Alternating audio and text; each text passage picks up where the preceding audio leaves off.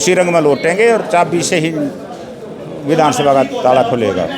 आप अमित शाह के पास क्या करने जाते हो? अगर पूछो तो दीपेंद्र जी से पूछते अमित शाह के पास कैसे जा रहे हो? साठगांठ तो उन्होंने कर रखी है, हमने तो किसी के साथ साठगांठ नहीं, हमारी तो साठगांठ है तो सीधी पब्लिक के साथ। हरियाणा स्पेस, मैं अनिल खत्री। इस समय गोहाना में हम मौजूद हैं और आज जेजेपी की गोहाना और बड़ौदा हल्के की संयुक्त मीटिंग बुलाई गई थी, जिसमें काफ़ी लोग पहुंचे हैं और हमारे साथ जिला अध्यक्ष राज सिंह दिया जो आज इस मीटिंग की अध्यक्षता कर रहे थे। दिया साहब, आज जो मीटिंग है जेजेपी की उसमें काफ़ी लोग पहुँचे हैं, ये इतनी भीड़ इस तरह से किस तरह से? इलेक्शन का टाइम है पत्रकार जी, भी अगर हमारे वर्कर नहीं आएंगे तो फिर और कौन आएगा? ये पार्टी के सारे पार्टी से जुड़े हुए वर्कर थे, अभी तो आधे आए थे, ये भी जब सारे आएंगे ना, इलेक्शन आने दो आप, जब देखना हमारा जलवा।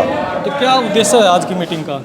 हमारा इलेक्शन सर के ऊपर है और हिदायत दी है सभी वर्करों को कि भाई सतर्क रहें, सचेत रहें, गांव-गांव का दौरा करें और लोगों को पार्टी के प्रति जोड़े, पार्टी के साथ जोड़ें और अपनी जो भी हमारी उपलब्धियां हैं, पीछे जो सरकार में जो काम किए हैं वो बताएं, उनकी व्याख्या करें, उनको समझाएं और आने वाले टाइम में हमें वोट दें।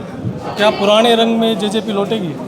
बिल्कुल लौटेगी, क्यों नहीं लौटेगी? पुराने रंग में उतराव चढ़ाव आते रहते हैं, उतराव जालिया ख़त्म हो लिया, तो चढ़ाव है, 1 महीना 1.5 महीना चढ़ाव ही रहेगा, 1 सवा महीना, तो उसी रंग में लौटेंगे और चाबी से ही विधानसभा का ताला खुलेगा।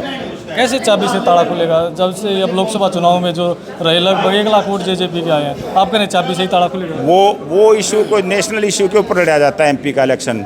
ये इलेक्शन जो लड़ा जाएगा ये नेशनल इशू के ऊपर नहीं है इलेक्शन, ये इलेक्शन है आपका विधानसभा का, आपके गांव का, खलियान का, आपके शहरों का, उसके बारे में लोगों की समस्याओं का।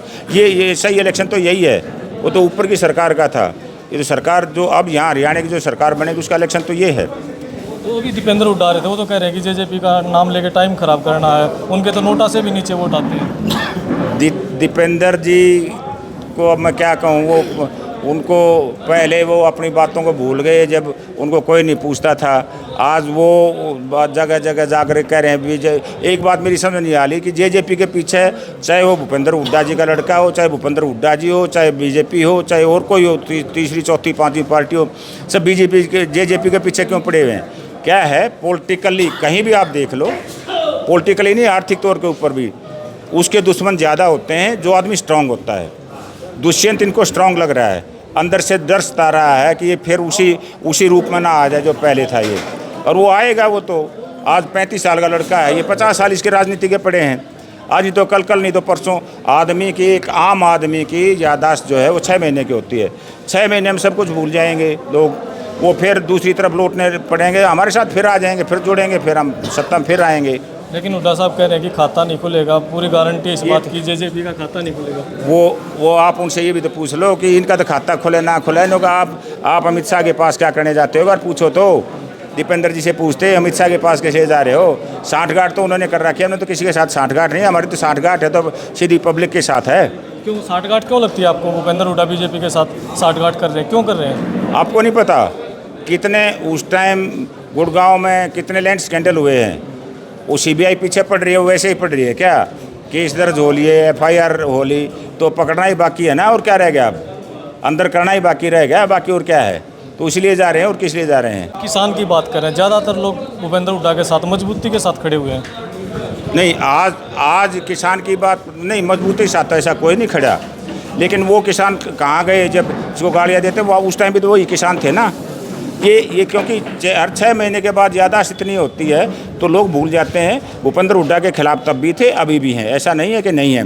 अब चंद लोग कुछ ऐसे हैं कि जाट, जिसको मैं कहूँगा बरादरी हमारी, उसको इन्होंने थोड़ा सा कुछ गुमराह कर रखा है।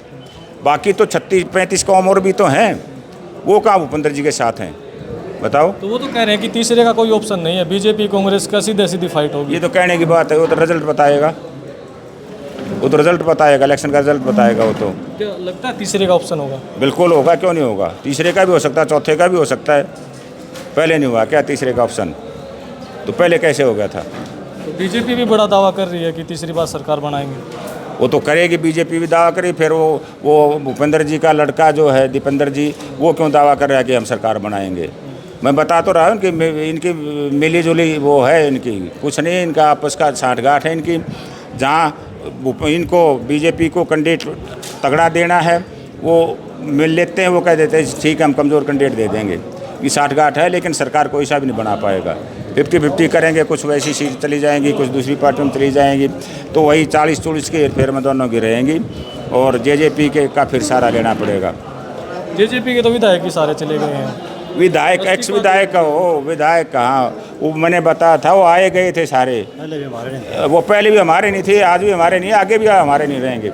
अब उनको पार्टी में भी नहीं लेंगे। ये क्यों, ऐसा क्यों हुआ? जेजेपी के साथ विधायक भी बाहर से लेके आने पड़े, चेयरमैन थे वो भी बाहर से लेके आने पड़े, फिर वो सारे भाग गए। उस टाइम की कुछ परिस्थितियाँ और थी, इस टाइम कुछ और है। उस टाइम हम सोच रहे थे सरकार बनाएंगे, तो कुछ कैंडिडेट ऐसे आ गए थे कि भी जिनका जनाधार ठीक था, लेकिन हमें ये नहीं पता था कि वे इस तरह से बागी हो जाएंगे। तो अब उनकी हकीकत सामने आ गई, पार्टी के वर्कर को टिकट मिलेगी।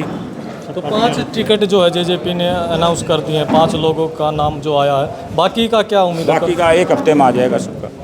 किस तरह के चेहरे होंगे? अब वो पार्टी के वर्कर होंगे, सारे बढ़िया चेहरे होंगे, ईमानदार होंगे, अच्छी छवि के होंगे, लोगों में बैठ होगी उनकी, ऐसे कैंडिडेट आएंगे हमारे।